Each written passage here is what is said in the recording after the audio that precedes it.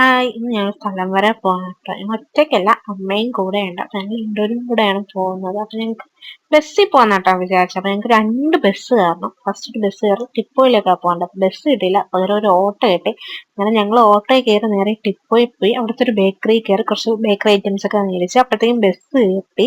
അങ്ങനെ ഞങ്ങൾ അവിടെ ചെന്ന് ഇറങ്ങിയപ്പോഴത്തേക്കാണെങ്കിൽ പൊരിഞ്ഞ മഴ. ഞങ്ങളുടെ കയ്യിലാണെങ്കിൽ കുടയും ഇല്ലായിരുന്നു. അപ്പൊ ഞങ്ങൾ വന്നതന്നെ അമ്മയുടെ ട്വിൻ സിസ്റ്ററിന്റെ വീട്ടിലാണ്. വന്നതിന്റെ ഉദ്ദേശം ദേ ഈ ആളെ കാണാനാണ് കേട്ടോ. ഇത് അമ്മയുടെ സിസ്റ്ററിന്റെ മോളുടെ മോനാണ്. അപ്പൊ ആശാൻ ഇവിടെ ഉണ്ട് എന്ന് അറിഞ്ഞിട്ടാണ് ഞങ്ങൾ ഈ മഴയത്ത് ഓടി പിടിച്ചു വന്നത്. ആശാനെ കാണാൻ വേണ്ടിയിട്ടാണ് കേട്ടോ.